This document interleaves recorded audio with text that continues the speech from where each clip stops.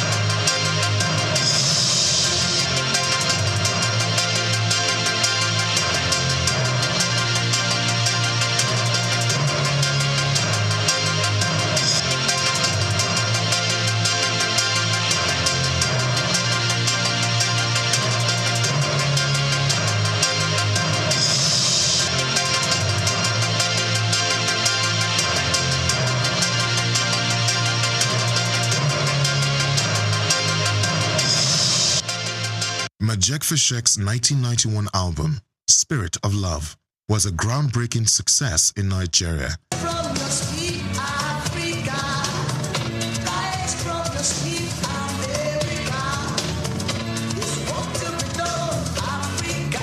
Earning critical acclaim and resonating deeply with audiences. Produced by Little Steven Van Zandt, the album masterfully blended African spiritualism, percussive rhythms, and protest songs infused with black consciousness. Fashek's distinctive sound, marked by rhythmic pauses, assertive choruses, and the inclusion of talking drums, added to the album's energetic and impactful delivery.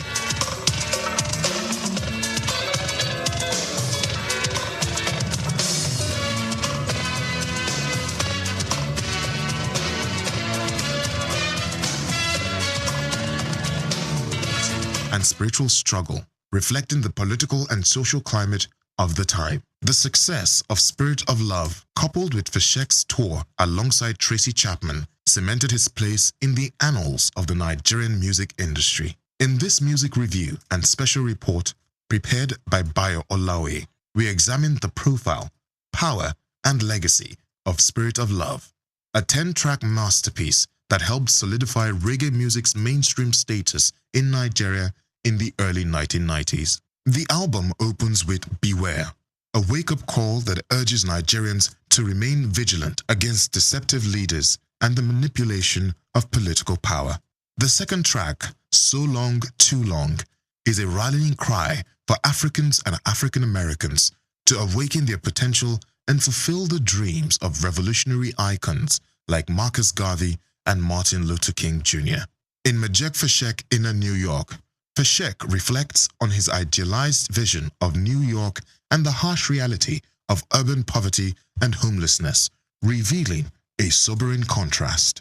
The title track, Spirit of Love, conveys a powerful message about the endurance of love over material wealth and worldly desires. On Jah People, the fifth track, Fashek criticizes oppressive political systems, likening those in power to Babylon people who exploit and subjugate the masses. He calls for resistance, lamenting humanity's obsession with control. In Religion is Politics, Fashek delivers a bold message about the misuse of religion to spread hate and fuel conflict. He urges people of different faiths to see beyond dogma and work together to build a better world. Holy Spirit presents a prophetic vision where 7 angels are sent to destroy the earth due to human transgressions. Yet, Fashek envisions a new heaven and earth, one filled with love, unity, and divine justice. I can see brothers and sisters, they sharing love together now. I can see you and you oh Lord. Yes, I can see, yes, I can see, yes, I can see it. With Send Down the Rain, Majek draws on the metaphor of rain as a reward for diligent effort. The track reflects his spiritual longing and anticipation for success based on the principle of reaping what one sows.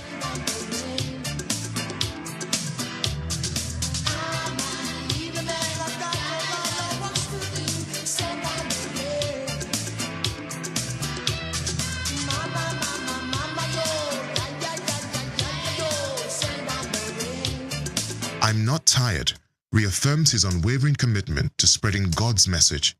Here, Fashek expresses spiritual resilience and praises the goodness of God, refusing to grow weary. The album closes with I Come From the Ghetto, a powerful reflection on the struggles of ghetto life, child abuse, government neglect, and hardship. Yet, Fashek celebrates the strength of these communities, invoking figures like Nelson Mandela, Jesus Christ, and Marcus Garvey as examples of greatness emerging from humble beginnings. He reminds us of the universality of these struggles across Nigeria, the US, and the UK. With Spirit of Love, Majek Fashek delivered a masterclass in artistry and advocacy. The album remains one of the finest reggae albums to emerge from Nigeria, exploring themes of love, peace, unity, corruption, self-awareness, revolution, spirituality, and racial equality. The perfect blend of traditional percussion, particularly the gong-gong and electric guitar, gives the album a timeless edge, merging the soul of Africa with global reggae rhythms. Spirit of Love is more than just an album. It is a cultural artifact, a sonic protest, and a spiritual message. It elevated Majek Fashek as a voice of the people and established reggae not just as entertainment in Nigeria, but as a force for awareness, resistance, and healing. Its enduring legacy is a reminder that music, like literature, can move a nation, challenge its leaders, and inspire its people. I'm Moyosore Adebi for Souqnews TV.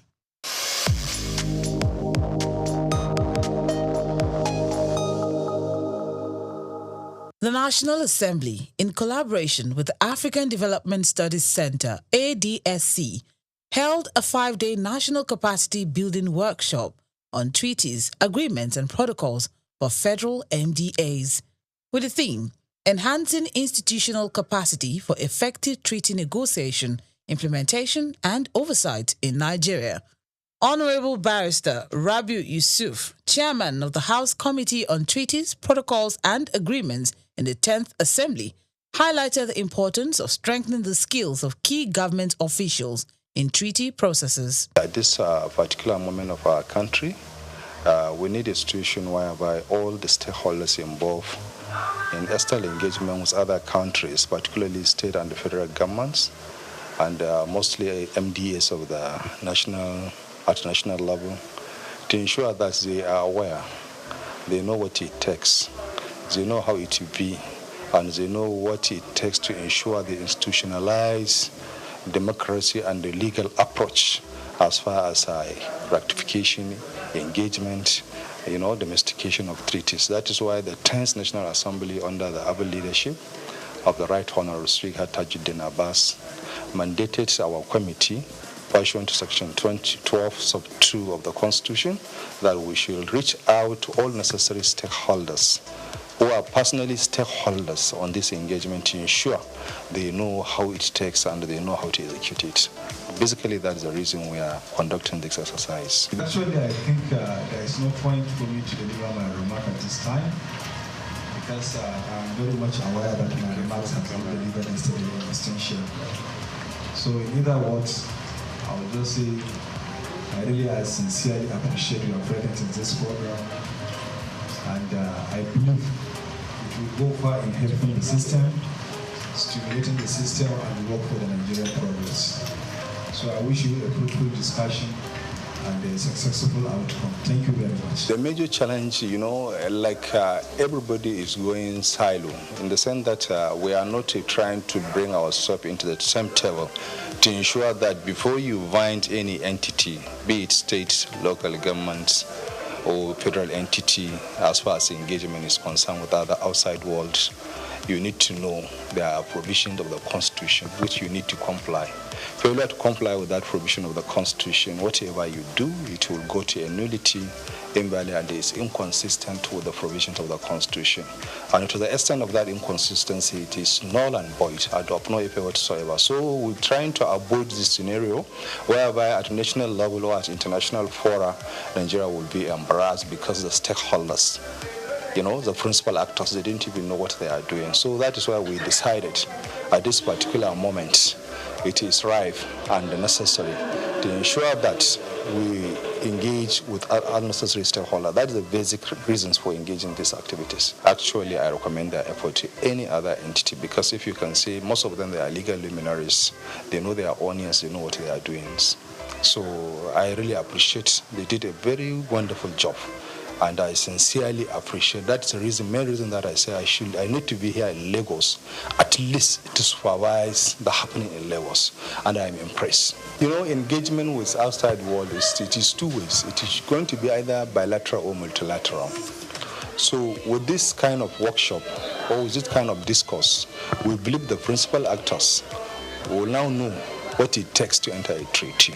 And if they comply with what they are taught in this session, if they advise their principal when they go back to their respective MDA on the right way to go, I believe most of the treaties will be legally binding in Nigeria, provided they follow the procedure laid down by the Constitution. The future is bright. And the future, we will ensure in the future that all the treaties, all the agreements, all the international protocols have been observed to the latter, have been protected and enforced as it is enshrined in the Constitution. And with this kind of workshop, we believe we will create a series of avenues whereby we will engage other parties, other necessary stakeholders. We just set the ball rolling, and we will be there, inshallah. Also sharing insights on the workshop, the clerk of the House Committee on Treaties, Protocols and Agreements discussed the value of the training in improving the understanding and application of international agreements across MDAs. He noted that the engagement served as an eye-opener, equipping participants with tools for more effective negotiation and oversight. I'm a Nigerian, I'm a citizen of Nigeria, and I want Nigeria to benefit from its interaction with the international community, and it starts from things like this. For us to be able to interact where we need to know what it entails to engage in the international community. When we are talking about treaties, what does it entail to enter into treaties? How do we do that? How do we negotiate? How do we implement? How do we oversight as a parliament? So it is my duty as a clerk of the committee to advise the chairman and the committee members on how to go on all these issues. And also very instrumental to the organization of this workshop today. Our partners, the facilitators, are very, very excellent. We appreciate them. And it's also a collaborative effort between us and them. And so far, so good. What we have ensured so far has been fantastic. The participants are very, very impressed. I myself am impressed. And I also, there are some things I'm taking home. For instance, now, Nigerians used to think before that our negotiators who negotiate treaties will just go abroad, go on tea party, shopping, but it's not more the case. By what I'm seeing here now, I can see experts, technocrats who know their honors, who take the bull by the horn and do what's supposed to do. That one has been established. Even our facilitators can attest to that as well. Another thing is that the quality of ideas being shown and being given us here is very, very apt to our situation presently, so that we can apply in our situation in Nigeria. And going forward, if this lesson continues, it's going to impact a lot, because MDs, many of the MDs are here, even state governments, like Kogi State Government is here, the SSG is here, the Attorney General of Plateau State was also here, and also some top directors in the federal MDA, they are here. So it's a high-class, high-level engagement workshop. We are in a political environment. I must tell you that. But we technocrats are supposed to be the advisors and movers of policies. So they don't need to bend. They need to stick to the rule. And I also to advise our government, our leaders, that as well as they are making policies, they should also consider the benefits, the interest of the country, not just politics. They should not play politics with it. They should consider the interest of the country first, and also the people. It's an appeal that everybody that has a responsibility to do, either in the public service, or in private sector, in government, do your responsibility as much as you can, in a good faith, in a sincerity. Don't put your personal interests above national interests. Ladies and gentlemen, good afternoon. It is my pleasure to be here to make a closing remarks for and on behalf of His Excellency, the Right Honorable Speaker, 10th National Assembly, Right Honorable Tajudeen Abbas. He has mandated me to deliver this goodwill closing remarks. We appreciate your time, your dedication, and your efforts in trying to attend this program and attentively pay attention to the discourse and the further issue being deliberated here. And it is believed that this message you have learned here, or what you have learned here, will be passed towards your chief executive officers, and at the same time you will guide them in achieving the necessary mandates in deciding issues of treaties, population of treaties, and what have you.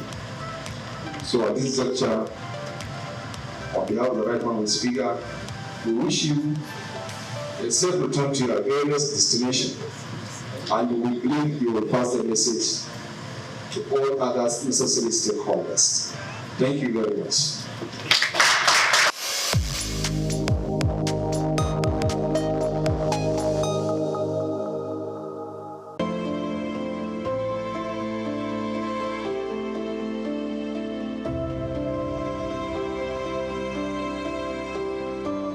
When most Nigerians hear about anti-graft agencies, fear is the first response, anxiety over investigations, raids, or sanctions. But the Independent Corrupt Practices and Other Related Offences Commission, ICPC, is showing a more collaborative face, one that seeks engagement and partnership to foster integrity across public institutions. The message came to the fore during a courtesy visit to the National Orthopedic Hospital, Igbobi, Lagos, where the ICPC Resident Anti-Corruption Commissioner for Lagos State, Alexander Chukura, led a strategic conversation on collaboration, ethics, transparency, and institutional accountability, received by the hospital's acting medical director, Dr. Wakil Lawal. The visit focused on sensitizing management and staff on the importance of ethical conduct and risks of practices that might attract the Commission's attention. ICPC is the police of public agencies. I want to break it down the way you understand it. What we realize is that we police MDAs to make them adopt global best practices. However, it is a known fact that one person cannot stand at attention and stand well. For crime or for corruption to be consummated by the public officer, most of the time you find people from the outside, they contact us. They are not public officers, they are not true. I'm aware of the same page. So essentially, the ICPC is the police of public agencies. What is really corruption? Can someone attempt? Or the writers go ahead. And what they want, which one we prefer? Okay, let me go ahead. There are that complex term, corruption, has been seen by different people at different times from different perspectives. But I'm going to still break it down. Corruption, happening refers to an abuse or a misuse of position of public trust to confer an unfair and undue advantage to oneself, to one's relative or proxy, which may not necessarily be financial. Anything you do to abuse or to misuse that position of public trust for your own gain or for others is corruption. So, what I'm saying here is that if we have that at the back of our mind, and ICPC is the police of the public agencies, what about the EFCC? The EFCC came after ICPC for purposes of specialization, economic and financial crime. A key moment of the engagement was an open question and answer session where concerns were raised about perceived bias in enforcement, particularly when some political actors appear untouched, while public servants are often held accountable. The commissioner clarified that the ICPC investigates based on issues and petitions, not status. While he noted the section of Nigeria's constitution which offers temporary immunity to certain office holders, he stated that this immunity elapses once they leave office, after which credible petitions are duly investigated. The leadership of the hospital present were also encouraged to see the ICPC not as a threat, but as an ally in strengthening systems and protecting public trust. Chukura emphasized that internal mechanism is not enough in fighting corruption. Rather, it requires alignment with global best practices. He urged public institutions to adopt transparent documentation and compliance protocols, stating that the absence of proper records can be just as detrimental as misappropriation of funds. As able to address some areas of concerns and also improve our knowledge on things that we actually don't take cognizance of. More importantly, in some situations, the officers or the executive or the head may not necessarily committed any offense. But from your statement today, I will deduce that keeping good record is also as important as not being corrupt. And so this is also things I want some of my colleagues and myself to also learn from. ICPC or EFCC, we know the day when we are getting transaction, but it's the document we're going to send to them. And so it becomes an important aspect of our work. Hope this will also improve our practice. So thank you. Your statement today has contributed a lot. And we don't have any ICPC. ICPC is our friend. And I'm sure we'll keep the channel open. Speaking with Souqnews TV, the commissioner reiterated the need for ongoing partnership across key sectors to foster greater understanding of the commission's work and improve public trust. He expressed optimism that in a few years, ICPC would achieve significant milestones in building a more accountable nation. It's a tradition in ICPC for us to go to strategic stakeholders. We go to the place to tell them what to preach the anti-graft crusade. So at the end of the day, we have a better nation. Because on the stand of insight, it's been discovered that Nigerians, the citizens, have suffered. There's a lot of apartheid indifference about the anti-graft crusade. So it's this conscious effort by the ICPC to now begin to make people get a buy-in for that to be part of the whole crusade. We'll go everywhere, especially government, that's the MDAs, so that we can galvanize support, so that we can educate the people on the ills of corruption. We're not there yet, but with the present board, the end is very near.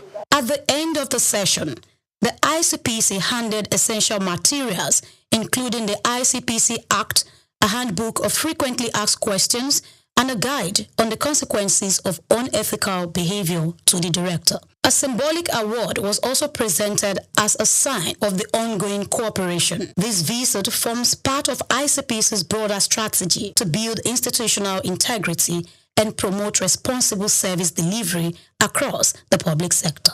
Grace Komolafe, Souqnews TV.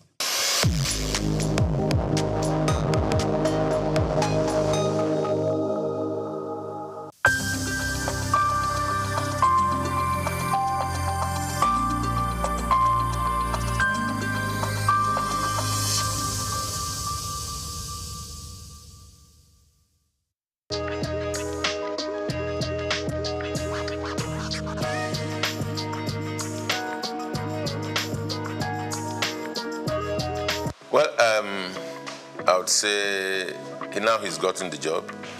If this question had come before now, I would be able to say that I do not think we need him.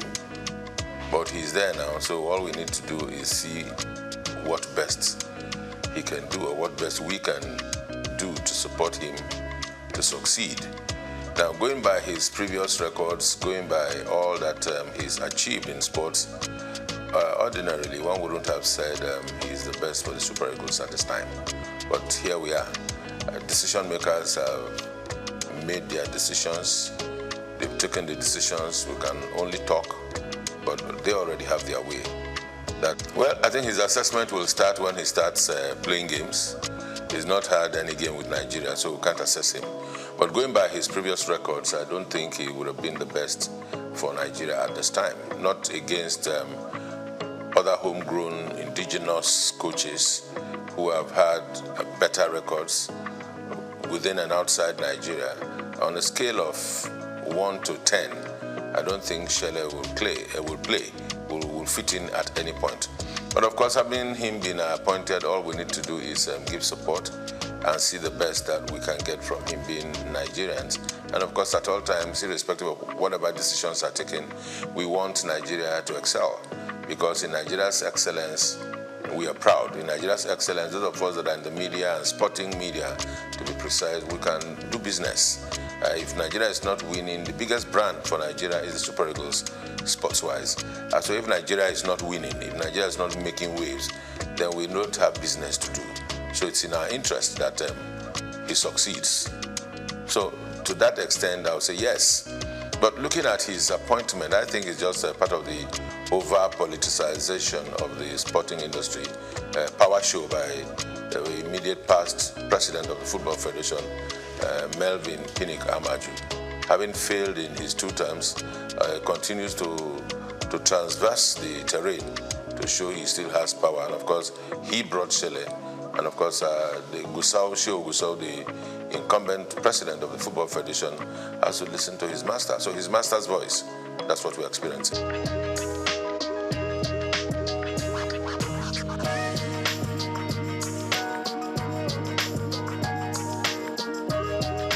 If they like, let them bring the Sadi. You see, there are things about Nigeria and Nigerian sports that should not surprise anybody. Politics are played everywhere, and balancing of acts are played everywhere. Federal character everywhere, and the federal character thing is just all very pretentious things they do. It's definitely not for the interest of Nigeria. Just to show that okay, we've taken somebody from the south, or we've taken one from the west, or we are now taking from the north. Who will we take in the north? Let's bring Ahmed Musa. He's calm.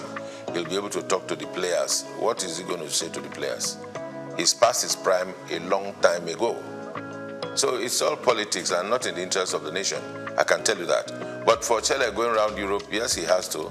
Because everywhere you go, to be the chief coach of the Nigerian national team, senior national team, can be a huge task. Because every day you have Nigerian boys showing up in big leagues, in small clubs, in championship clubs, even around the country. You find players everywhere. Nigeria, I think today, if we are not exporting oil, I think we are exporting footballers to everywhere, even those that are born abroad. I mean, you can imagine this young boy at Arsenal, 17, Ethnan Waneri, and there's an Okoli, there's Ndidi, both at Leicester City. So everywhere you go, you see Nigerian boys showing stuff. So to be the coach of a Nigerian team at the level of Super Eagles is a huge task. One would expect that we should have a scouting department. One would expect that we have a department that should take charge of team psychology. We expect that we have the technical department or the directorate for technical at the Football Federation to be well equipped with people that are sound in mind, sound technically, and have capacity to work and deliver. With all of that put together, then they should be able to advise and situate the coach at the point where he can deliver and work well.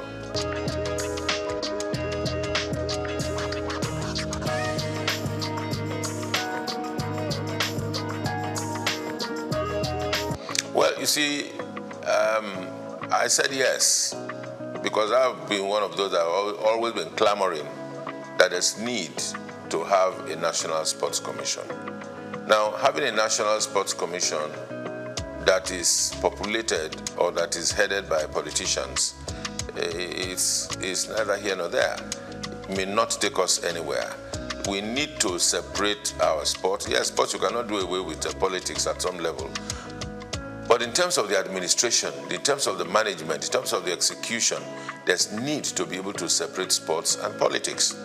In the days where we held sway in sports, where the National Sports Commission functioned effectively, all of those that occupied the position as Director General, as directors in the then National Sports Commission, were professionals. If you recall from the days of Abraham Odia, Awotro Eleya, and of course Isaac Akioye, that laid the structure and foundation for a proper National Sports Commission just after the All-Africa Games, was a thoroughbred professional from the University of Ife. And there are other such professionals all around this country. And you need to ask, if we are not able to seek and give these people jobs and give them tasks to deliver, we always will go look for political loyalists to put in positions so that they answer to us. Politics is just, to me these days, it's more like a window for public relations for political parties and individuals that are into politics to express themselves, or maybe also at the same time also reward loyalists. That's what we find. So in terms of the technicalities on administration and management of sports, in its true sense, we're still very far from it.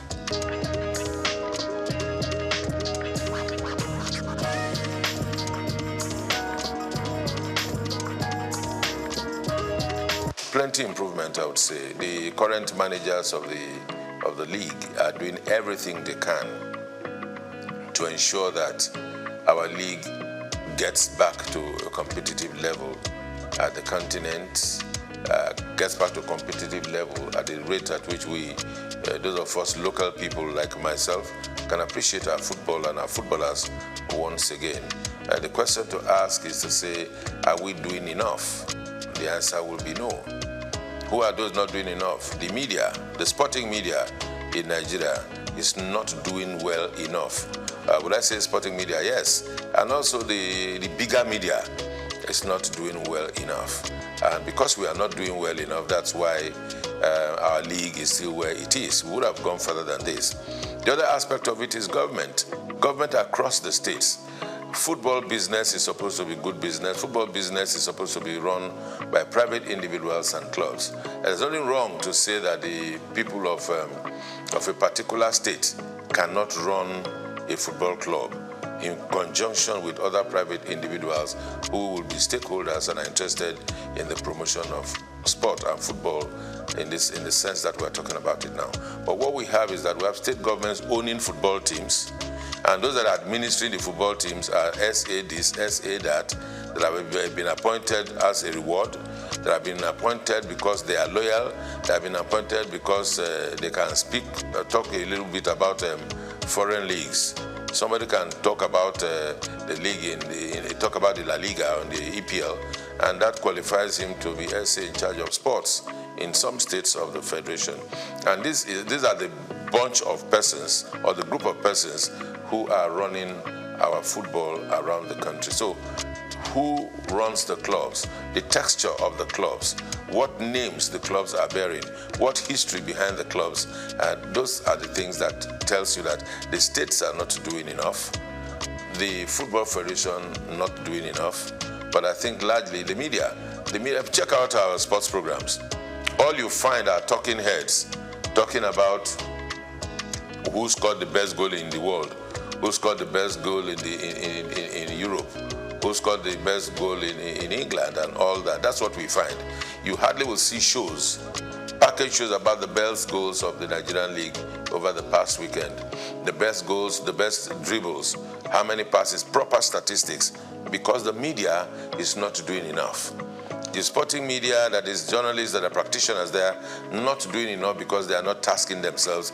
They just go on the internet, download one or two things, watch and everything. All you know is you take, as a content creator in sports, you need to just take a shot of the goal that, the assist that Reggae gave, or Merino scored a goal for Arsenal, and you superimpose yourself and you talk over it. And that's content, and you post it, and there are likes and there are followers, and that's it, what we do. But you do not have individuals going to places to take content. All around Lagos, that's we look at as we are now, all around Nigeria, sports is going on every day. As a practitioner myself, in those days when I used to be the street reporter, we covered football from everywhere. From Abeson, from Bagada, from Volkswagen, down on Ojo, Abeta, anywhere. All of those places, and boys are still playing football. You go to Evans Square, boys are still playing football. Go to Lafayette, they're still playing football. Go to Alakoro, you still see boxing. So all of these sports are still going on. But where are the journalists that will cover these events and bring them to the fore and package them? The journalists are not ready to do that job. Even those that are ready are not funded.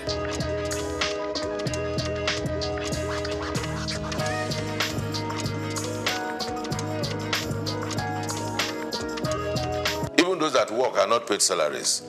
So everybody is just finding the easy way out, cutting corners and doing their best. Now, for our league and our sports to grow, there has to be heavy investment in the media. Because everything you see about the EPL, the La Liga, you take the EPL and analyze it, you see a variety of shows all about the weekend games, the weekend wrap, the best goals, the best flops, the referee angle, even the advertising and marketing. Because when all of this are put in a fray, then people can relate to it. People can leverage on it. Brands can come and give sponsorship. But we are not able to attract sponsorship because there's nothing for the brands to take away. Because if you give brands value, they will attach to it. And it never used to be so. Before 2006, the La Liga was not popular. The EPL was not popular. The Champions League was not popular. What were Nigerians watching? Because the media itself sold out. By investing, Nigerian media organizations came together, put money together, and went to buy rights of the EPL and started broadcasting it on Nigerian television for the consumption of Nigerians so they can make cheap money.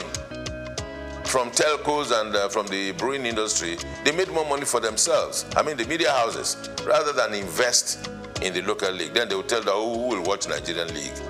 I mean, those are the questions they asked at the time.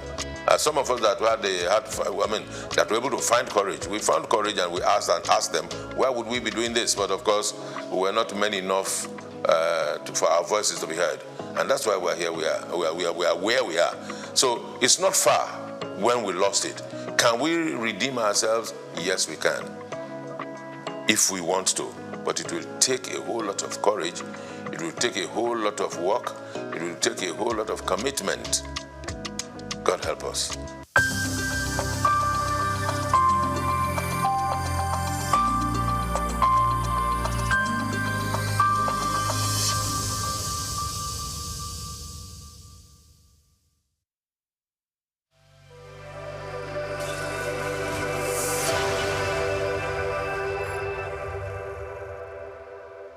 The world is trying, but trying isn't enough. Nearly every nation backs the SDG, yet half the world can't afford to deliver them. Countries are on board, progress is visible, but with 83% of the targets off the track. Why is it so? The answer isn't just about policies. It's about power, money, and global priorities. As 2030 draws near, the world faces critical moments in the journey towards achieving the Sustainable Development Goals, with challenges and opportunities unfolding across every region. The 2025 Sustainable Development Report, released by independent experts at the SDG Transformation Center, reveals a mixed global picture. While momentum remains strong, progress is uneven, and time is running out. A decade after the adoption of Agenda 2030, 190 out of 193 UN member states have submitted national reviews detailing their commitment to the SDGs. But despite the enthusiasm, only 17% of the global targets are currently on track to be achieved. East and South Asia remains at the forefront of progress, while countries like Benin, Nepal, Costa Rica, the UAE and Saudi Arabia already made significant gains within their regions. Finland leads globally, topping the SDG index once again. In contrast, the report highlights troubling disparities.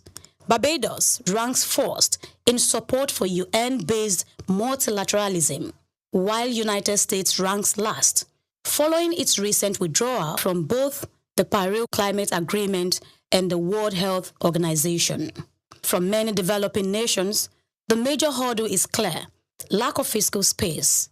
With half of the world population living in debt-constrained economies, the ability to invest in health, education, clean energy, and infrastructure is limited. Yet, there is hope. The report put forth that sustainable development offers high returns, especially in emerging markets. It calls for a total overhaul of the global financial architecture, urging the global community to channel capital towards the countries that need it most and where it can do the most good. The June-July 2025 fourth edition of the International Conference on Financing for Development in Seville, Spain, stakes couldn't be higher. Today we are meeting in Seville, in Spain, with representatives of 70 international organizations and 170 countries to bring humanity further from the horrors of the past. The message is simple. If we are to meet the SDGs by 2030 and build a livable future beyond, financing must be bold, fair, and focused on people. Grace Komolafe, Souqnews TV.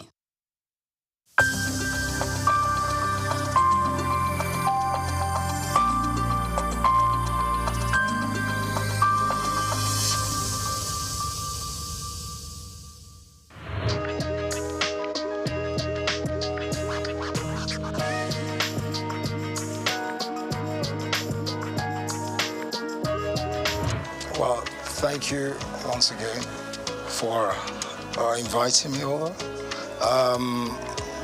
What would I say? Just doing a lot of wonderful things all over the world, working towards development of humanity in the areas of most especially sports development, football management, football administration, and other businesses I'm involved in. So that's what I've been up to.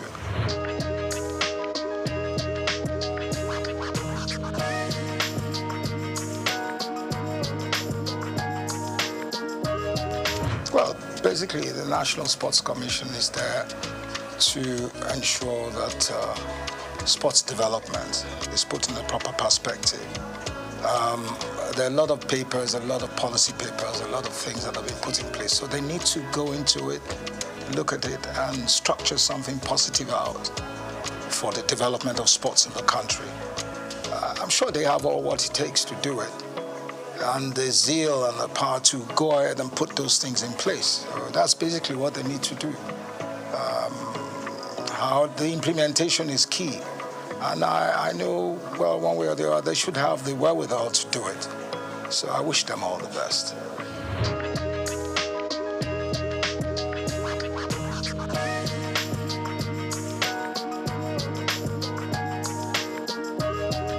Well, You see, I don't like criticizing. I think I've gone away from areas of criticizing, but the standard of the league is very poor, and they have to put all efforts together to improve on the league.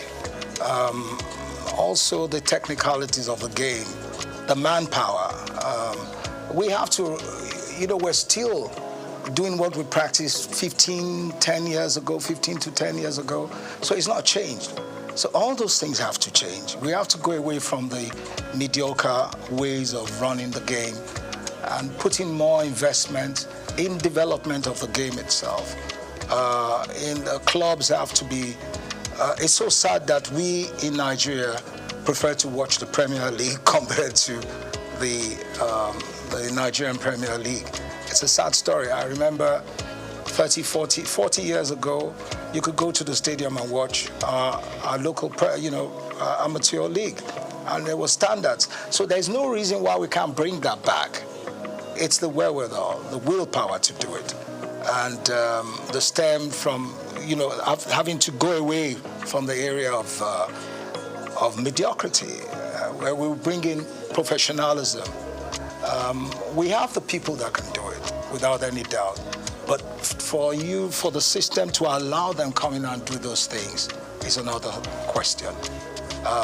How that is going to be done, we've talked about it for many years, but nothing has been done about it. I pray and I hope someday they'll put up the proper perspective and the willpower to do those things.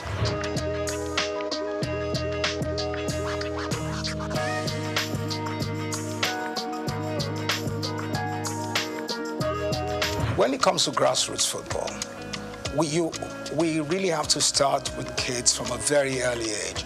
We must have we have to start with them from age 5 to 16, to 18, to 20.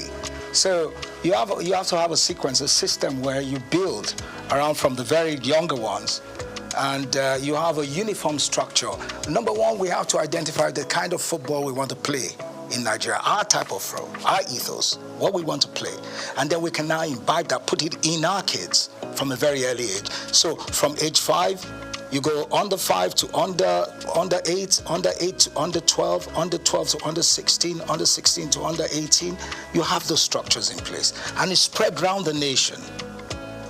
Now, where it's not the under 5 or under 18 where you put a 20-year-old or 25-year-old. We have to have a system where those kids are registered and we can monitor them from a very early age. You understand me? Where we don't cheat, where we bring in the right age and we train them to perform at different age group levels. And going into from there and then going into the national sides, so we can start playing the under 10, under 15, or under 16, under 18. You understand me? So those structures have to be in place, which we don't have today. There must be uniformity. You understand? So if we can do that in the future, we will progress. But there must be a system in place. We must have coaches that have been trained to work with the kids from that very early age. And those coaches are trained within the system, within the Nigerian Football Federation, and then they're sent out to work with those children all over the nation. The football academies we have today are only out to sell players. You understand me? So what I'm saying here is where we have, I'm not saying academies shouldn't sell players or not. Those players in the academies, if we have uniformity, should be playing in the league. And then we must have a cap where we say, look, until you're a certain age, you can't leave the country. You must play in that league because we've invested in you. We've invested in those kids. So maybe they will have to play till they're 20 or 18 or 19 where they can now go out, you understand, to play abroad. But there must be a structure in place and there must be laws guiding it. That's the only way we can excel.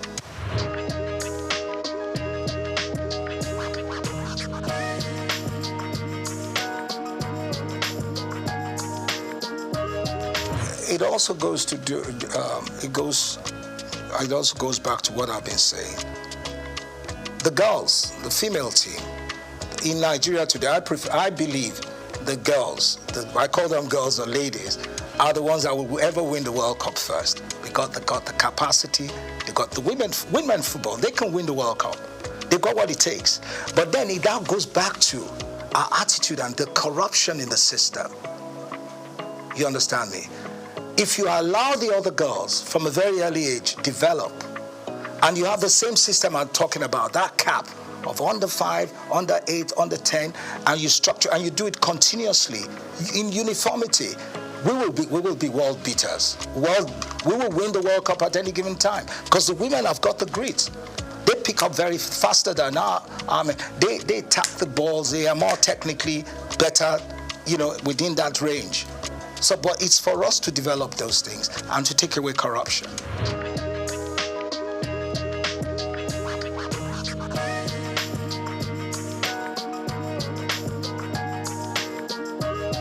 First, when we talk about indigenous coaches, what coaches do we have? You see, if you don't have a competitive league, a highly professional league, how do you want to get good coaches? You can't get good coaches. The coaches, it's not that we don't have the capacity to build good coaches. We have a lot of talents in this country that can be world beaters, that could be top coaches. I talk to young stars. Young stars will talk to you about the technicality of the game. They're very bright. Even my son, when he talks to me about football, I think he knows the game better than I do today. The technicalities of the game, you understand me? The formations, how players play, back and forth. It's because you've given them the exposure. And we need to give our young stars that exposure. We need to develop them. That's what we're not doing. We have to invest in them. But for now, we have not done that. And what we're doing today is those bunch of coaches we have are not good enough to run the national team at that level of competition. I have one or two of them in America that are sound. They're there. But how many of them can you bring into the system? You understand me? Our local coaches, we need National Institute of Sports. Now, please, let's forget about the National Institute of Sports. That I use a word has been alamalized. That's a very poor system. It has nothing. We have nothing there. I'm serious. I'm not running anything. Our National Sports Institute is a disgrace. So we shouldn't be talking about that. Yeah. If you want to talk about a National Sports Institute, then you go to Australia and other countries and you see what it is. You see the standards. We don't have those things. Ours is archaic. Is it beyond redemption? There's nothing beyond redemption. It can be, we can work on it. We can develop it. We just have a time frame, work around it. See, there's nothing we cannot do in this country. We got everything possible to do it. It's the wherewithal. Do we have that mindset to do it? Are we ready for it? Those are the things we have to look at. Or do we want to continue with our mediocrity? But really, sincerely speaking, there's nothing impossible. We can do anything here. We've got great youngsters. We have to remove all this old, archaic way of thinking and then bring in a more modern, professional approach to things. So that's it.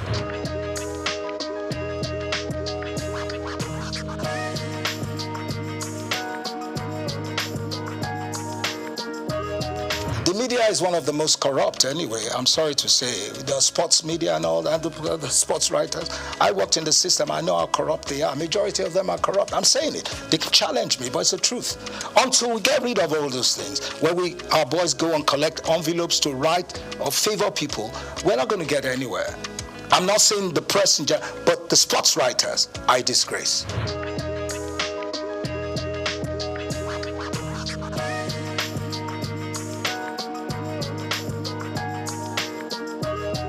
See, the supporters club is not going to do anything or develop football.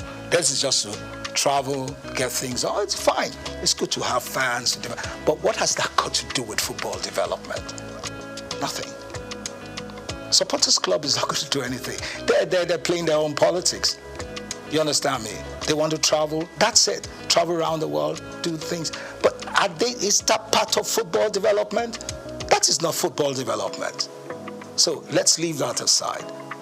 We're talking about the professional, the technicalities, what it takes to develop national sides or a proper league. Then the supporters club has nothing to do with it. How many people do you see at stadiums in Nigeria instead of watching football? scanty. There's nothing.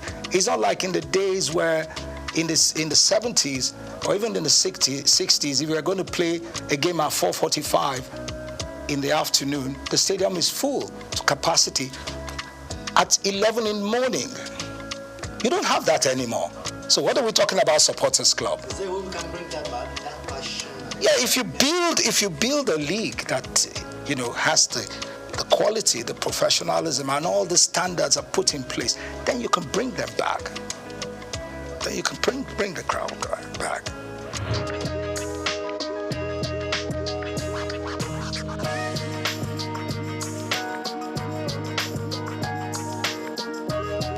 I think it's very unfair to call it lesser sports. All sports are tops.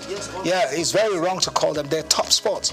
Basketball is tops. Athletics is tops. It's very wrong. I think it's very unfair to call them lesser sports.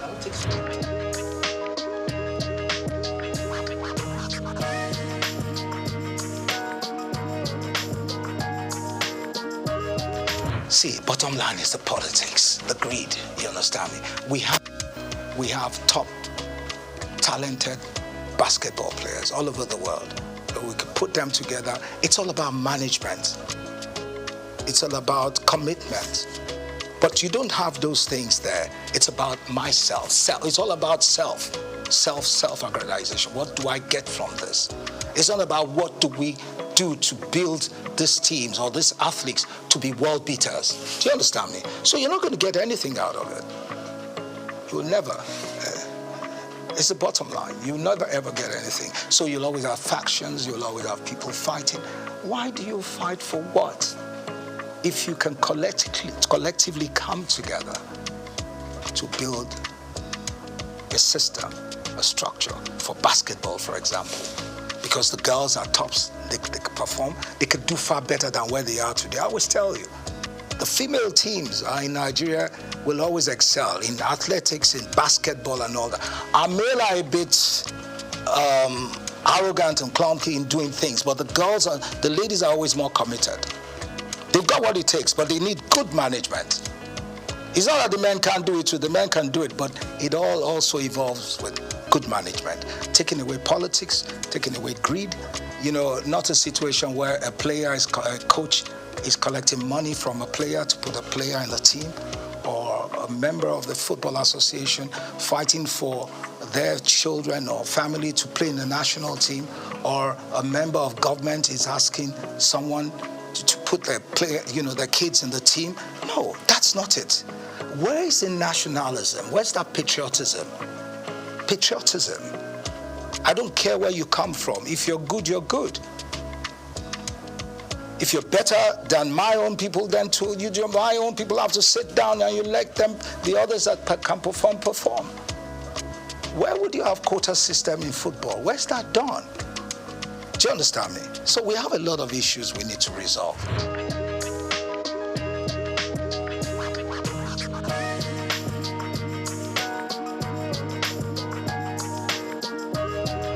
Well, what do you expect? The athletes themselves are far more successful and far more exposed than the administrators. So the administrators obviously are always envious of those ones, and they make life difficult for them. Do you understand me? Where you have people that are not competent enough running a system, people that are not exposed, that haven't got the professional ethics to run the thing, that's what you get. Then the greed aspect, which is a standard norm for us in this country. Greed. Where people believe athletics is only, being a member of the Athletics Federation is all about traveling. You understand me? He wants to travel, she wants to travel. She wants to be in the, in the group of people that are going away. See, you can never get no results. They're all fighting to get something. And then they don't care about the athletes.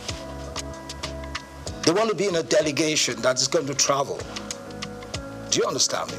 So that's basically it. They're not interested in the development. They haven't got the zeal. You understand me, sir? So once you don't have those things, you can never get anything right.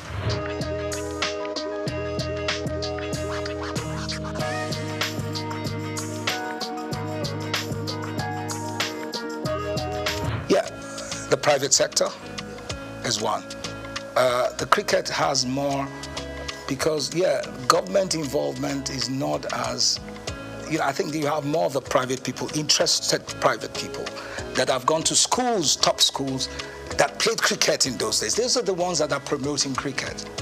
So you're going to get results, you understand me? Because they're far more exposed, they understand what it takes. So the commitment is there. They're using their own funds to push, to develop the game. You understand sport. So that's why cricket is picking up.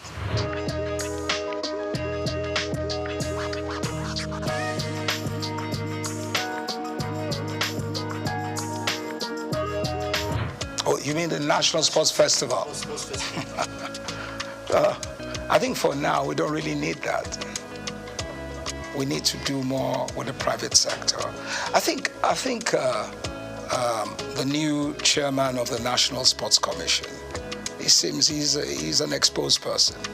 I think he's got to sit right and see how he can profile solutions to these things and change the course of. He's got what it takes to do it. He just has to come out of that shell, come out of that darkness. I'll call it darkness, and come into real light. I think he has it. But National Sports Festival, I don't think we're ready. We really need that now. We need to do more with youth development programs. You see, a National Sports Festival in those days was more interesting because you had more schools, inter-school sports. And that is where the best athletes came from. We don't have that anymore.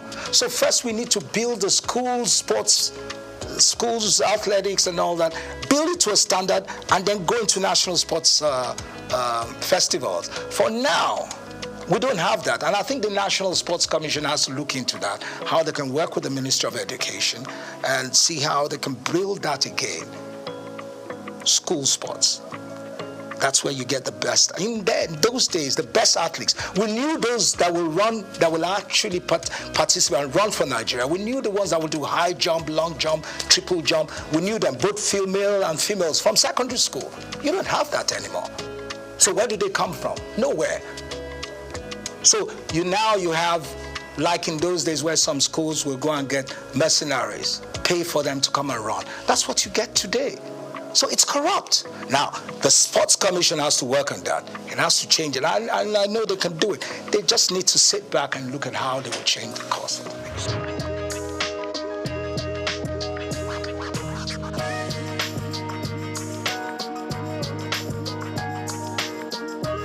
If you want to unite Nigeria with good sports, then you got to give them good results, good teams that can perform. You understand me?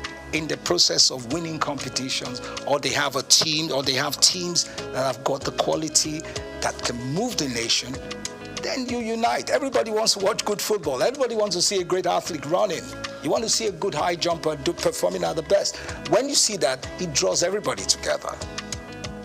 If you have a good national team that plays excellent football, look, in Nigeria, when you look at our team, the 94 team, we were the 5th in world ranking. You were talking about ranking, which I don't really. When we really had a good ranking, we were number 5 in the world. The 94 team was number 5. The World Cup 94, we were rated as the 5th best team in the world. And you look at the style of football we played.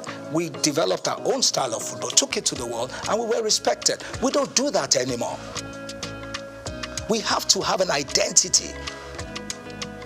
You understand me? Our footballers are not the best. We're good, we're very athletic, we're strong, we're physical. You understand me? We've got to build that kind of football. We are not as technical when it comes to techniques and all that, like the Europeans. But when it comes to the physicality, you understand me? We're better. When it comes to the physicality, the mental strength, we have it. So you have to build around that. You're putting a bit of technical things there, but the main issues is we got to have the muscles, the strength to run any team down. That's the kind of football we should play. We're playing lazy football now. We have to play what we played then, where we run any team down. We can play 2-3 hours non-stop. We never get tired. We don't have that anymore. We can even string passes. We can't play 2 against 4, 3 against. We don't do it anymore. We're lazy. It's got to do with the kind of coach. It's not only the coach. Yeah, the coach and then the association, the federation. They don't have a vision. You have to know what you want to present to the world. It's like any other top team in the world. In Real Madrid, Barcelona, they have their own type ethos, their own style of football. And this is what they sell to the world. We don't even know what we're doing. We have to have what it takes to sell to the world. This is what we want to do. This is how we can perform. This is the style we're going to play. And that style we believe in. And then we build the youngsters from very early to play that same type of football. We have the manual that we can work with. Uniformity. Simple. That's it.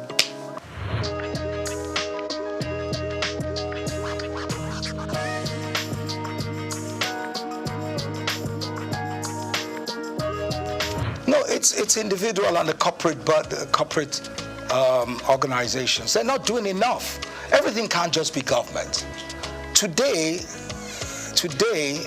you don't even have Nigerians pumping money into sports like they used to do that. I'm sorry, I don't want to digress, and I don't want to say what my father did. I'm not promoting my family, but I knew how he invested millions of dollars building the national teams. Yeah, his personal funds. You don't get those things anymore. Do you understand me? You have to see the '94 team was done outside the outside government. It was done by individuals. That was why we were successful. But you don't have those things anymore. You just have a bunch of greedy leaders and greedy individuals or corporate bodies. It's all about them and their family. They're not giving it. So how do you want the kids to perform? How? All the kids are out there wasting away. We've got great talents in this country, but they're wasting away because we're not helping out. We're not encouraging them. We're not building structures, institutions where you can build those, you can develop those kids. Yeah. So they're on the street doing yahoo, doing all sorts of stupid things. Yeah. Because there's no competition. There's nothing to draw their attention. You understand me? Until we do those things, we can never ever change. We can't get it right.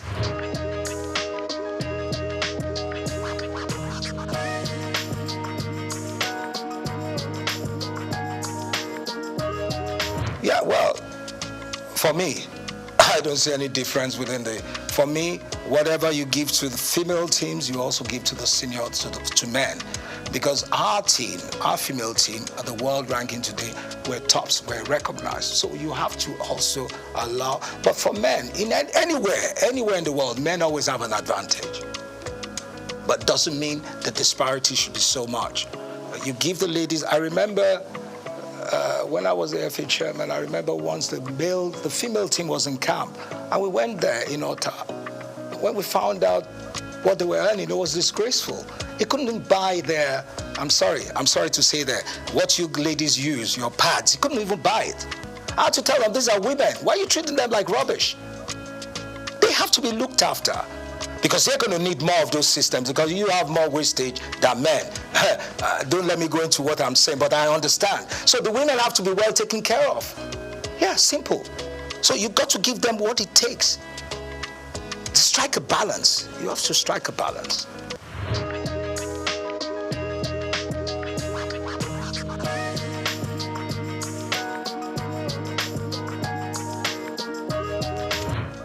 Solutions I'm going to give you, I can't give you a straight off head, right? But really, since first, we have to get rid of greed. We have to go away from all this religiosity in the system because religion has destroyed the fabrics of a nation.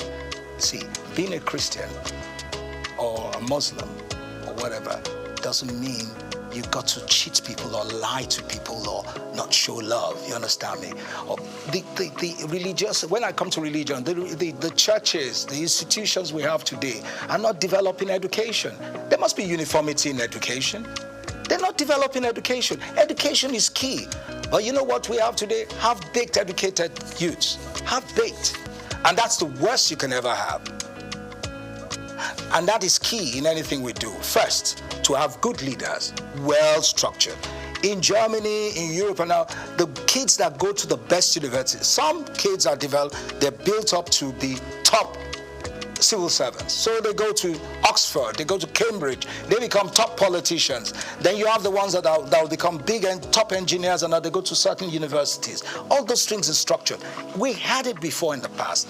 It's gone. We've got to find the way. It's not about just giving licenses to universities. But for me, the foundation, education, is very key. When you have half-baked youths and you have half-baked leaders that haven't got that structure in place, that proper education, they can never excel. What are you going to tell them? They will never get it right. So that's very key. Now, when you talk about policies, who are the ones that are going to put the policy papers together if they're half-baked? Because you need policy papers, you need to have a better understanding of your environment, of the society. You have to have a better understanding of how the society will grow. So if you don't have that in mind, you can never develop. So you need those things to make the nation change. I'm just giving it in a nutshell.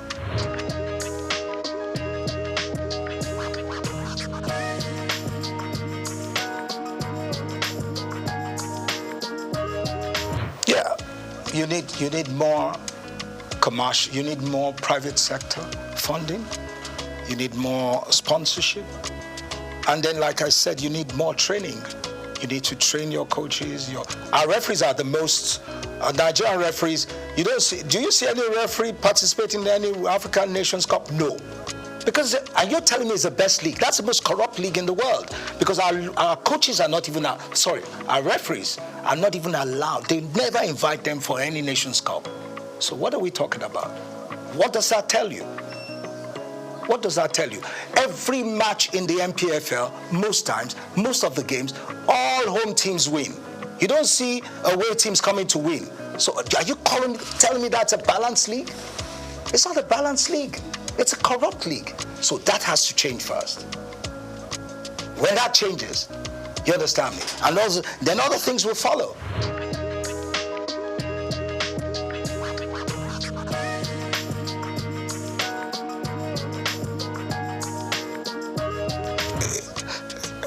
You see, you have the National Olympic Committee that is run, by the private sector and government. Now you need to get the right people in the private sector to come in there to work with some people in government, people that have got the wherewithal, that got the financial muscle and the commitment to do those things. Not just people that are hustlers that just want to get something out of it. It's about people that want to give. That's what Olympics is all about. People that give, that are ready to give, to develop Olympians to be world beaters. People that truly want that mood, that soul of Olympics to excel. That's what we need. And that is what we have to work on. And that comes from leadership, that comes from the system, where you choose the right people that have got what it takes to build the Olympic team.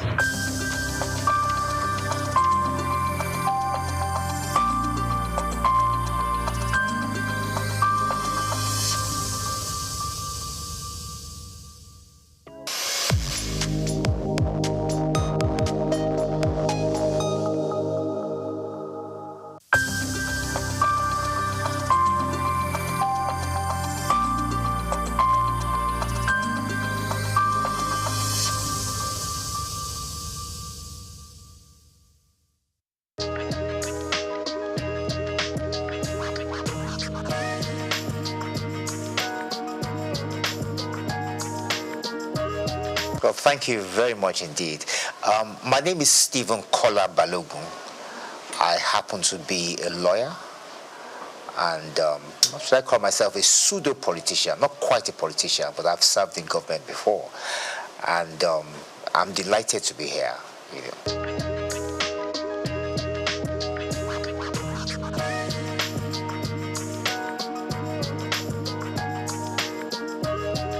Well, thank you very much. Well, yes, is it my family or the wider family? I mean, like I said, I'm the son of Chief Dr. Kolawole Balogun of blessed memory. Like I said, he was former politician, a frontline politician. He was the General Secretary of the National Council of Nigeria and the Cameroons, later National Council of Nigerian Citizens. He was the General Secretary of that party for about 8 years. From there, he was appointed by Zik to become a federal minister. He was initially a federal minister without portfolio. Consequently, after that, he became acting minister for labor, social services, and then he became Nigeria's first federal minister for information in 1956. He held that portfolio till 1958. Thereafter, he resigned from government. He had disagreement with the party, and Tafawa Balewa felt that he was a useful politician that could be sent to Ghana. And he went to Ghana to find out what was. Ghana was a bit ahead of us in terms of politics at the time. And I think it's fair to say they got independence just before us. And Tafawa Balewa wanted someone to understudy to find out what we're doing. So he sent Kola Balogun there. Initially, he was commissioner, and later, when we gained independence in 1960, he became high commissioner. Shortly after that, when we became independent, he yearned to come home. He wanted to take part in the new political atmosphere at the time. He asked the Prime Minister to relieve him, to let him come back, and he did come back home. And immediately he took up the position of being chairman of the National Shipping Line. That was a position he held on to until the military struck in 1966. But even then, when the military did strike in 1966, he still continued. I think General Debayo of blessed memory invited him to join his cabinet, and he served as a commissioner for about 3 years or more. I think he was commissioner for health and was commissioner for education. Later, he also became chairman of the sketch group of companies as well. And that was about it. I think after his stint in government, he decided to go and do a PhD at the University of Ibadan. And then he went back into private legal practice. And then he started this agitation for the creation of Osun State. He and a few others set up the movement. He was the chairman of the movement. And then to the glory of God, in 1991, Osun State was created. And that's it. Tell us about mommy. Well, yes, my mother. Well, in those days, the women were not so much in the forefront, But my mother has been my bedrock. She stood by me, and she has backed me in most of the things I've set out to do, And she's still alive. She's 89 this year, and she's still doing well, and she's still and your wife going and strong. The kids? Yes, my children. Yes, I have 3 girls, 3 daughters. My oldest is 31. She studied at King's College London. She did reasonably well. She got a 7th class upper. Proud of her. She's an art curator today. And I have twin girls as well who are also in university now, that they haven't graduated yet. One of them is in Oxford University. She's studying history and politics. And the other is in Cambridge University. She's studying human, social, and political sciences. So, yeah.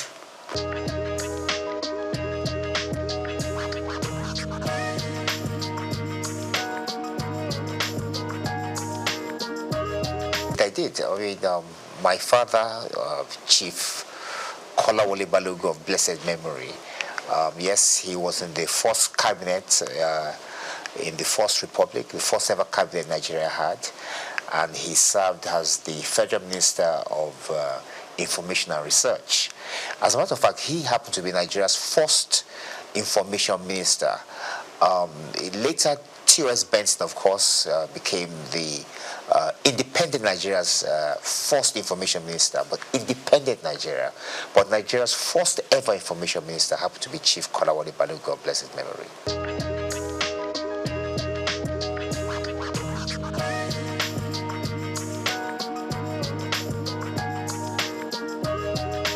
No, I didn't. I took an opposite route from my father. My father went into politics immediately after he finished his education, and then he now ventured into law a little bit later. I decided to look at things differently. I thought that after academics I should practice law a bit, and that's what I've been doing. But at some point, I think that was in about 2011, I was called upon to serve in the Ocean State government as a commissioner, and I took up that opportunity, and I enjoyed myself.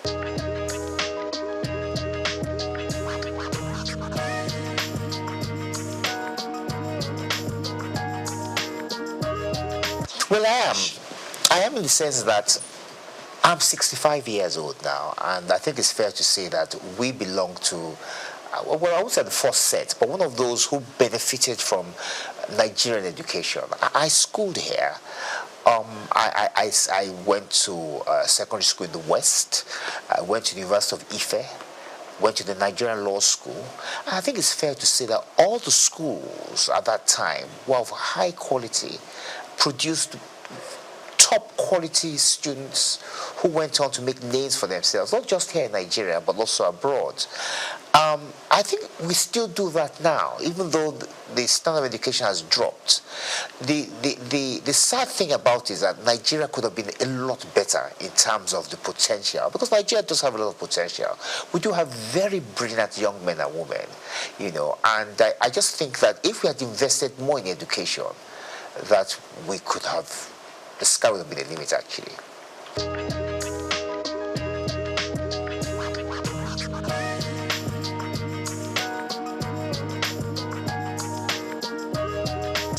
Well, my take on this is that it's the system of law itself. As a young lawyer, I experienced a few challenges myself, and I think one of the obvious challenges is the appeal structure. It's too easy to appeal against judgments. At the same time, when you file actions in court, there are no penalties for costs. In other words, I can file a frivolous action. I could insult you, as an example, and then you could sue me. And I say to myself, well, I'm going to eke it out. I'm going to take it. You're going to have to take me all the way to the Supreme Court. That doesn't make sense. That's not fair. On the other hand, I could also file a frivolous application against you. And then filing a frivolous application, I could call you something you are not. I could defame you. And in so doing, you expect at least that once you prove your case, that I will be made to pay the penalties for filing frivolous applications. But that doesn't happen. And then, of course, the conditions of the judges. I mean, the judges are still writing longhand. They do trials, they sit there, they listen to witnesses, give evidence, and they have to write all these things down longhand. So there's so many challenges that has hampered the progress of law. And there hasn't been enough investment, I must say.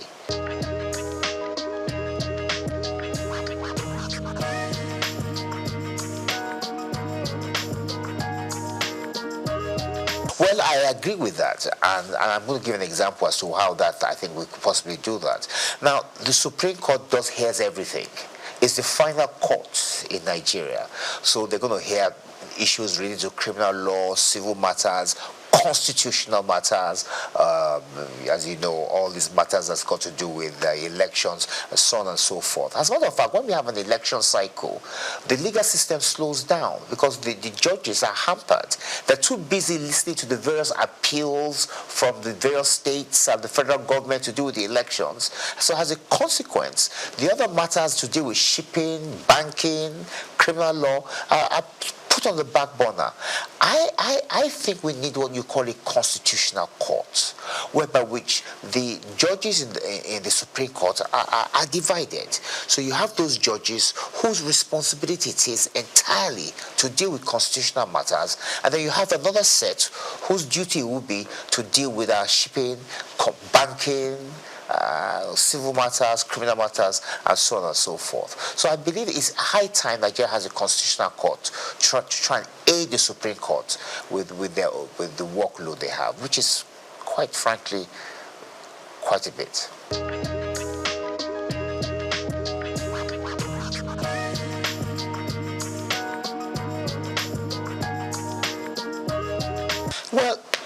Nigerians, with respect, are very brilliant, very intelligent, and they are very aware. It doesn't matter who you are, whether you're a tailor, you're a driver, you're a lawyer, engineer, they are quite well informed.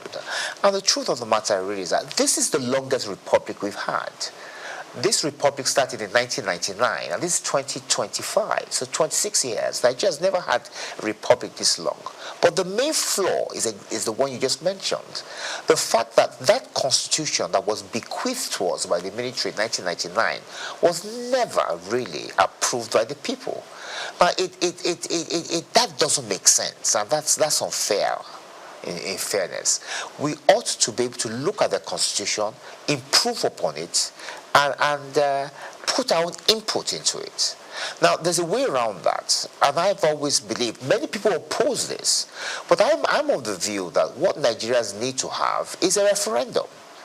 Have a referendum to ask the Nigerian people whether they want to persist with the 1999 constitution, or do they want to drop a new one.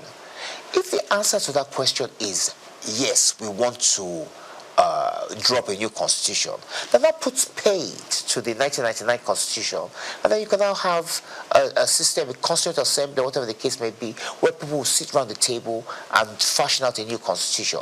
If the people say no, that means they've indirectly approved the 1999 constitution, and then we continue with it. But what we can't do is continue having this debate, these arguments as to whether the 1999 constitution has been approved by Nigerians or not, because it has not been. So I think the way around that is to ask the Nigerian people through a referendum, asking them whether they want to persist with this constitution. If they say no, then we have a new one. If they say yes, we continue with the old one. And that ends the debate.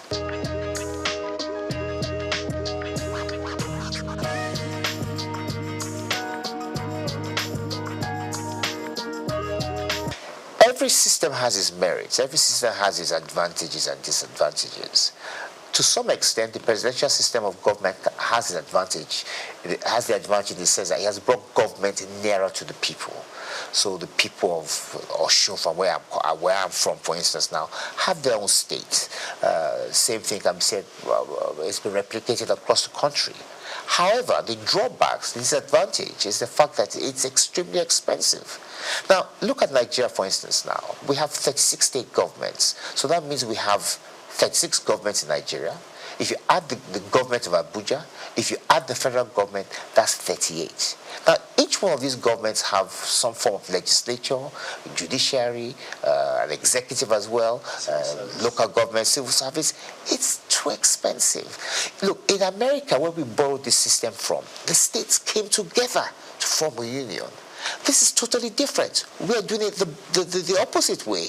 So we've had a structure that we're now going back. So at the end of the day, many of the state governments are still dependent on the federal government. And as a consequence, the kind of progress we ought to be making, we're not quite making it. So I personally, and this is a personal view because others would disagree, I would prefer that we reduce the size of government by having some kind of regional structure.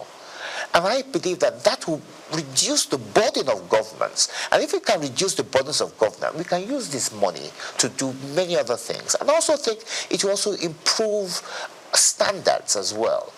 Not just standards of government or parliamentary standards or whatever the case may be, but there'll be less people involved in the political system.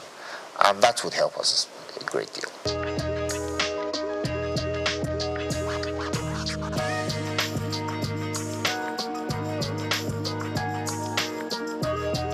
Well, I think it's fair to say that since 1999, we haven't had any new state creation. I know there's been agitation for the creation of states, but there hasn't been any. The process for creating a state is quite cumbersome. It's not easy. I think it's in Section 8 and 9 of the Constitution.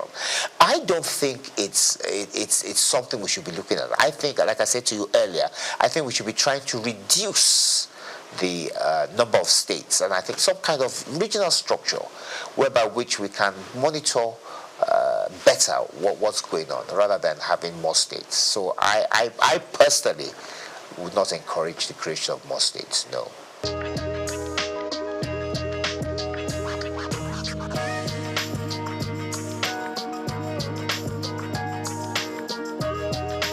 In the 1950s, we had 3 regions, if I'm correct.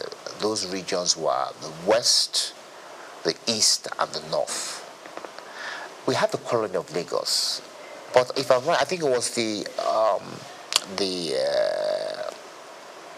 MacPherson Constitution, I think it is, I'm not too sure, that now put Lagos under the Western region.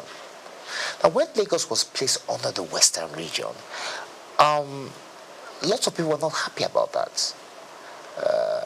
I remember my father was in the NCNC. The NCNC people were not particularly pleased, neither were the NPC. Because they felt that Lagos belonged to everybody. Like you said, lots of people from different walks of life, different tribes, different backgrounds, and all schooled. I mean, Zik schooled in Lagos. He went to MBHS. So it was the issue was sent to London to arbitrate. I think it was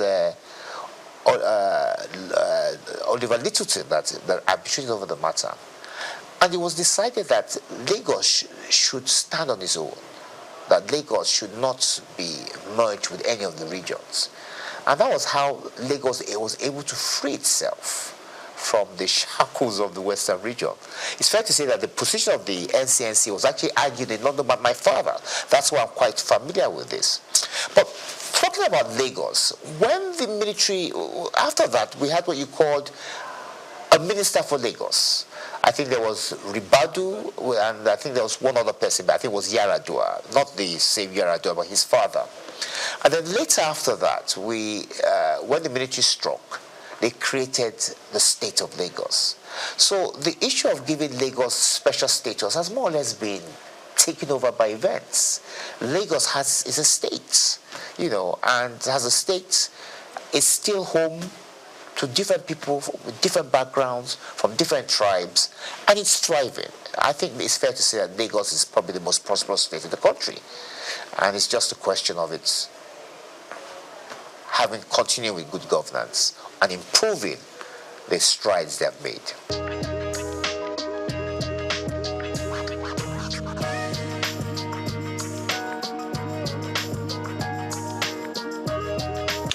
Once again, let's go back to the past. We had what we used to call the House of Chiefs, wasn't it? And in those House of Chiefs, many of the members of the House of Chiefs were people, were traditional rulers, chiefs from different backgrounds, and they had a say in the running of the affairs of state. It's like it was more or less akin to the House of Lords. So it wasn't necessarily the chamber whereby which the activities of day-to-day governance took place, but they could always refer issues to them. And I think that if we change our structure of governance, and if, that's a big if, then yes, we can have something like that. We can have a second chamber, which is more or less advisory in nature, similar to the House of Lords, whereby which we will have obas and chiefs and people of influence who will be able to advise government from day to day from of the experiences and the way forward, but not necessarily binding. I think that's important. That decisions won't necessarily be binding on us, but at least they'll be able to share their views and experiences with the people.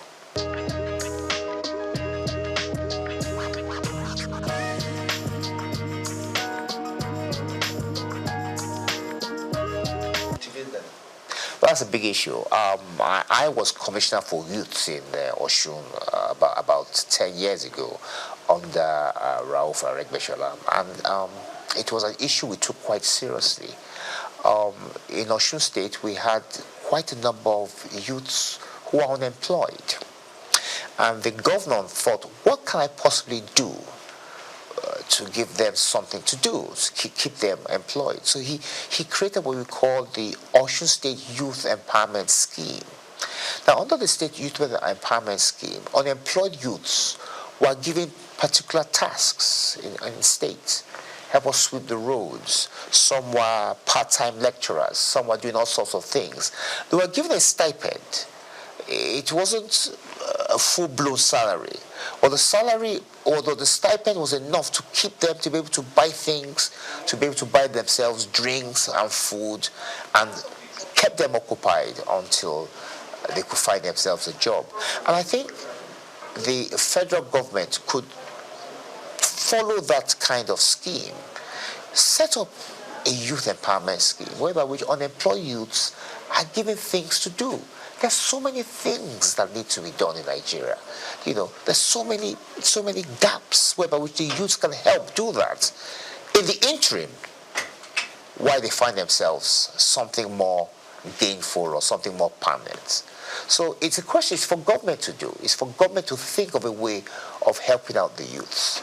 And of course, there should be partnerships, a partnership between the government and private enterprise to try and encourage them to take on more of our youths, and not necessarily those who have schooled abroad, who they think are probably the best in terms of employment. No, we have many here who can do a good job as well.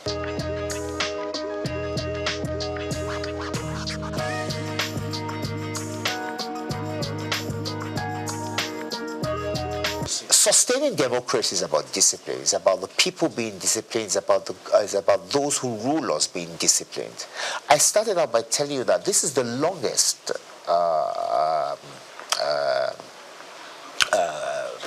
government we've had. It's the longest republic we've had. We've had democracy now since 1999, 26 years.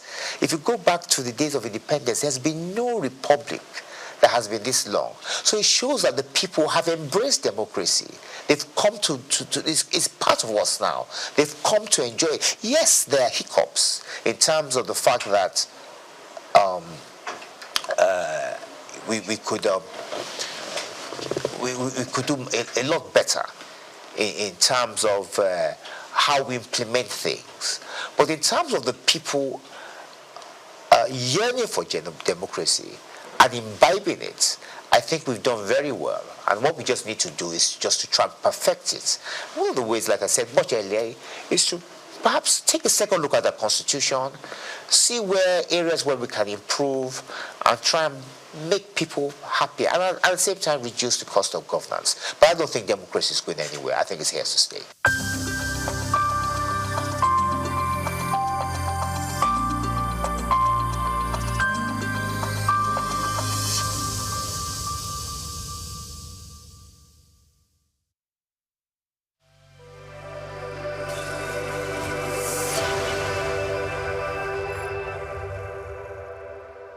Yes, it's a beautiful day. It's a fantastic day. It's an awesome day. And we are super, super excited. Guess what? It is the Femi Walsh Prestige Partnership that is being flagged off right here at the Federal Palace Hotel. Oh my God.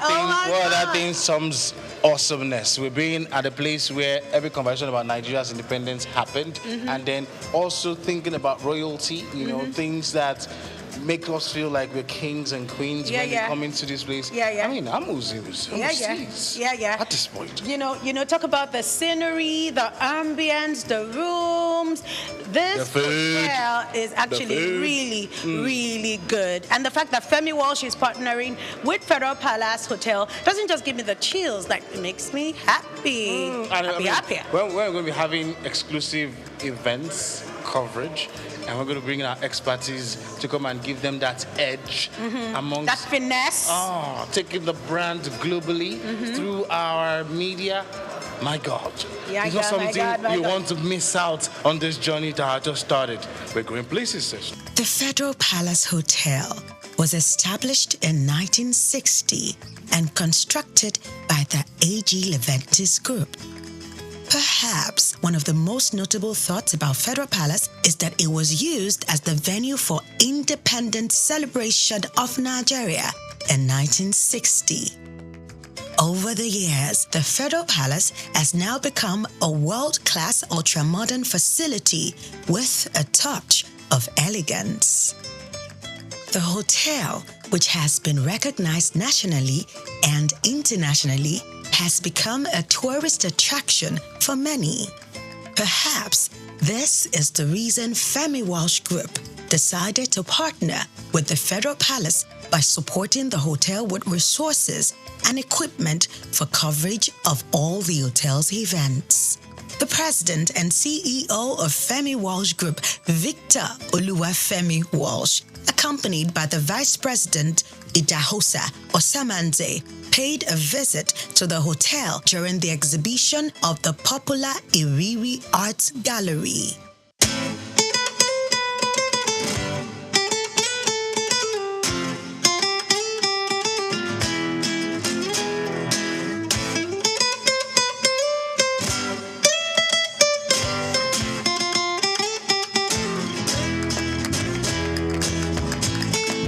Was a day of joy for each of the artists to see that the president of Femi Walsh Group was actually fascinated by their art pieces.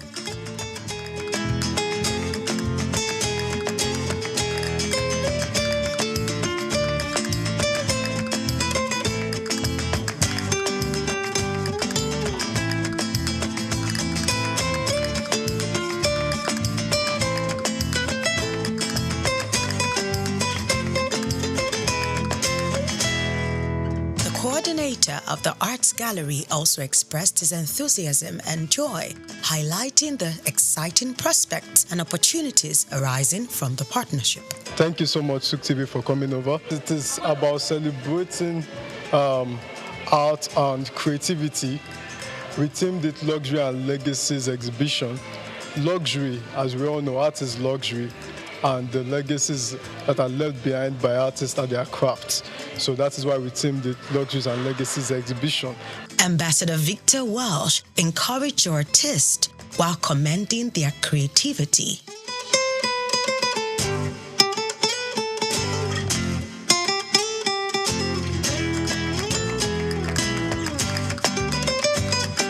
The general manager, Herman Britt, was excited at the collaboration between Femi Walsh Group and the Federal Palace Hotel, exchanged pleasantries with the president and told Souqnews TV about his joy. The energy is fantastic and the support that you've given us is absolutely superb. So, yeah, watch this space and your support is valued and I love the partnership that you guys give us. So, looking forward to the journey with you guys.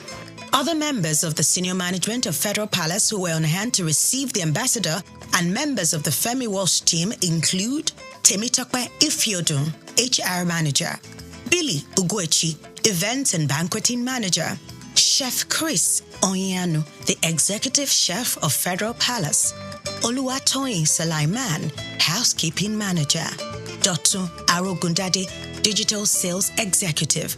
Each of this senior management staff shared their feelings about the collaboration. We're actually so excited about this partnership with Souqnews. It's going to, be beneficial for both Federal Palace Hotel and Souqnews. And we know that all our new offerings will be extended to the larger world. We are actually doing things differently now. Federal Palace is actually doing a lot of things differently now. Our staff are ready to give the best of the best services to our guests.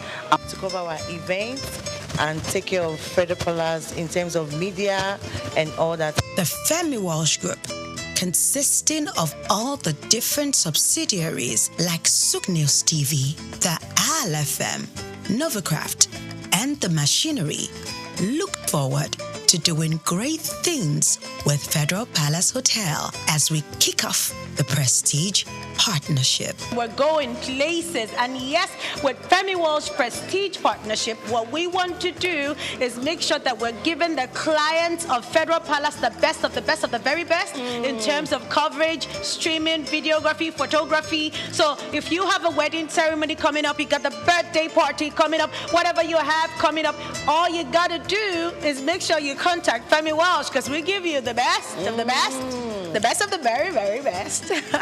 Merci beaucoup. Merci beaucoup. Keep watching. My name is Uyai. I'm a textured artist, and keep watching Souqnews. My name is Alexander Beja, and keep watching Souqnews. Karim Joseph Aramide is my name. I'm a visual artist, and I'm going to tell you this: keep watching Souk. Hello, I'm Billy Macaulay Oguchi of Federal Palace Hotel. I'm the Banqueting and Events Manager. Keep watching Souqnews. I'm Temitope Ifidon, HR Manager of Federal Palace Hotel. keep watching Souk News. Thank you, guys. See you soon.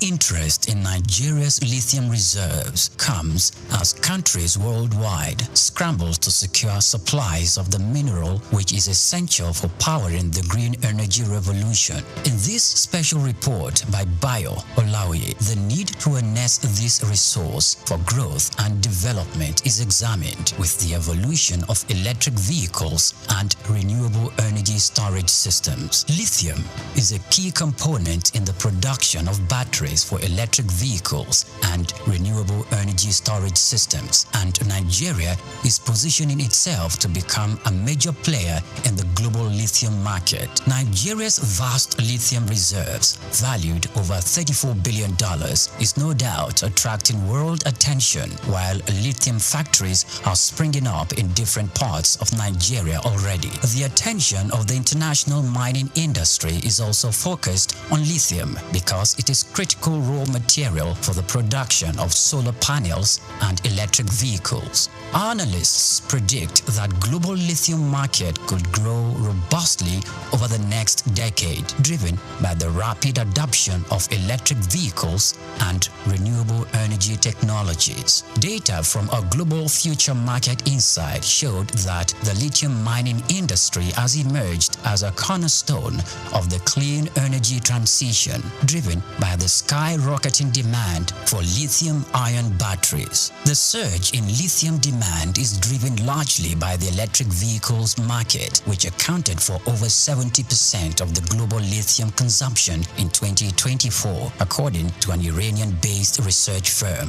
With countries such as the United States, China, and members of the European Union pushing for next zero emission by mid-century, lithium demand is expected to escalate further. The federal government, indeed, the Ministry of Solid Minerals Development, should intensify efforts geared at renewing and resuscitating the viable lithium industry in the country to its full potential. As Nigeria diversifies its economy into other sectors, the lithium industry offers hope and expectation that this sector would earn more revenue for the country. Nigeria should not just watch with folded arms, but must strive with the political will to develop and strengthen the country's vast lithium reserves.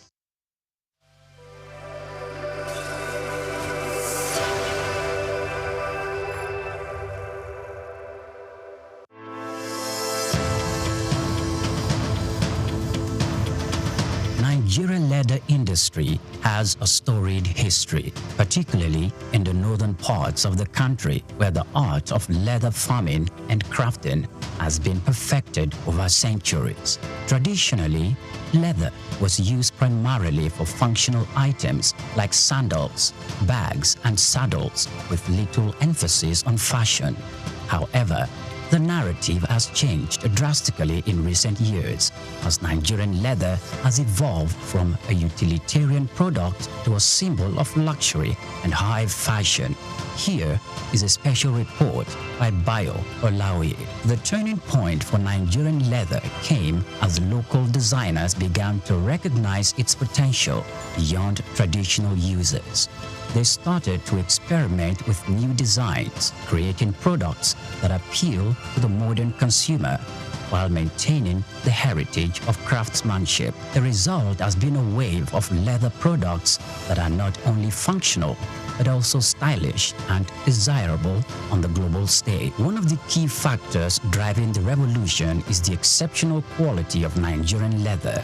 Known for its durability and unique texture, Nigerian leather, particularly from goats and cattle, has become highly sought after by fashion houses, both within and outside Africa. This demand has encouraged local artisans to up their game, focusing on quality control and finishing techniques to meet international standards. Moreover, Nigerian leather products have benefited from the global trend towards sustainable and ethically produced goods. Consumers are increasingly turning away from massively produced items in favor of the handcrafted sustainable alternatives. Nigerian leather made using traditional methods with minimal environmental impact fits perfectly into this narrative. This has opened up markets for Nigerian leather goods, particularly in Europe and North America, where there is a growing appreciation for products with a story and a conscience. The rise of Nigerian leather on the fashion scene is also closely tied to the country's booming creative industry. Fashion designers, many of whom had gained international recognition, are incorporating leather into their collections and innovative ways, from sleek handbags and bespoke shoes to stylish jackets and accessories. The Nigerian leather is becoming a staple in high fashion. This trend is not only boosting the profile of Nigerian fashion, but also creating new opportunities for economic growth. The leather industry, once dominated by small-scale craftsmen, is now attracting significant investment.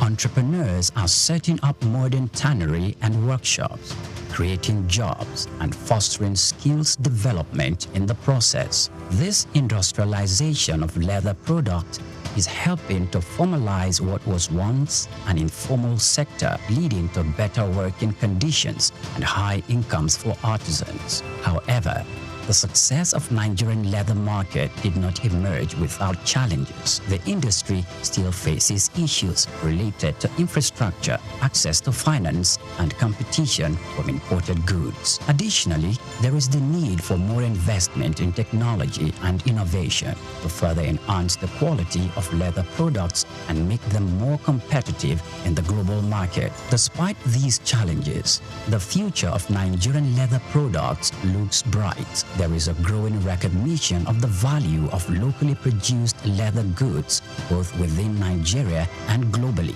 This is evident in the increasing number of fashion shows and trade fairs dedicated to promoting Nigerian leather products, as well as the rising demand from international buyers. The evolution of Nigerian leather from a utilitarian material to a symbol of high fashion is a testament to the creativity and resilience of the Nigerian artisans.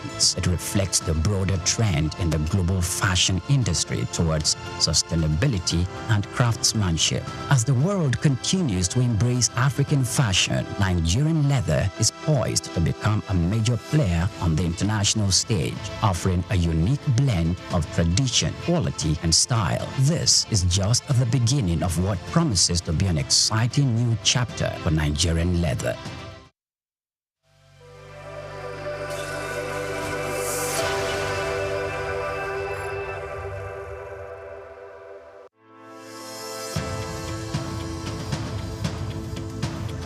Plastic waste is a mounting crisis, but it also presents an opportunity for business and government to lead the vanguard for systemic change. While regulations, corporate initiatives, and citizens' engagement have made progress, much more is needed in how businesses shape consumer behavior, how governments enforce environmental policies beyond rhetoric, and how public perception is managed through strategic communication. For decades, Nigeria's reliance on single-use plastic sachets, bags, and food packaging has grown, driven by affordability and convenience.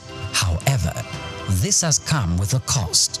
The country generates an estimated 2.5 million tons of plastic wastes annually, with only about 12% recycled. In urban centers like Lagos, Abuja, Ibadan, Port Harcourt, waste is a leading contributor to clogged drainage systems, flooding, and environmental degradation. In this special report, Bayo Olaoye examines the challenges facing efforts to tackle the menace of plastic wastes in the country. Despite past government efforts to curb indiscriminate plastic use, such as Lagos environmental sanitation laws under former Governor Babatunde Fashola, enforcement has have been inconsistent. The challenge now is moving beyond periodic government crackdowns and isolated corporate initiatives to a coordinated long-term shift towards a responsible plastic use, recycling, and waste management. Leading Nigerian manufacturing companies are taking active steps to integrate recycling and responsible disposal into their operations. Key initiatives include investing in recycling hubs, with Coca-Cola of Nigeria, Nestle, and Guinness setting up plastic recovery and recycling hubs, creating an ecosystem where post-consumer waste is collected, processed, and refused. Retailers and distributors are being encouraged and in some cases incentivized to set up collection points where consumers can return used packaging for responsible disposal. There is also brand-driven consumer education. Organizations have introduced citizen advocacy campaigns to influence individual waste disposal behavior. This kind of messaging, when amplified by large brands, can have a ripple effect in shifting cultural habits. Beyond environmental responsibility, investing in circular economy models enhances long-term profitability, strengthens brand equity, and aligns with global environmental, social, and governance standards. To effectively shape consumer behavior and stakeholders' engagement, businesses must leverage communication strategies that go beyond compliance reports. Employees should be active participants in sustainability efforts. Companies can integrate sustainability training, incentivize waste reduction, and implement office-wide plastic reduction policies, engaging suppliers, investors, and partners in sustainability commitments such as reducing excessive packaging or co-investing in recycling solutions to create an ecosystem-wide impact. Mass communication campaigns, social influencers, partnerships, and media collaborations can help educate consumers on practical steps for responsible plastic use and disposal. While Nigeria has engaged in international climate and sustainability conversations, the government must go beyond policy declarations and foreign aid incentives. The priority should be local, long-term economic and health benefit, rather than reactivate bans that are often poorly enforced. The government can provide tax incentives for businesses, investing in recycling infrastructure while enforcing stricter regulations on reduction and disposal, expanding waste management facilities, establishing more government-led recycling centers, and integrating waste picker into a formalized economy can improve efficiency and create jobs. The administration of Governor Babatunde Fashola demonstrated that when the government takes waste disposal seriously with clear penalties for violations, citizens pay attention. The government must invest and consistently engage public education on the economic and health impact of plastic waste. A cleaner environment leads to a lower public health costs, fewer disease outbreaks, and increased workers' productivity due to better air quality and more usable public spaces. The Nigerian plastic waste problem is not just an environmental issue. It is an economic and reputational challenge for businesses and a government issue for policy makers. By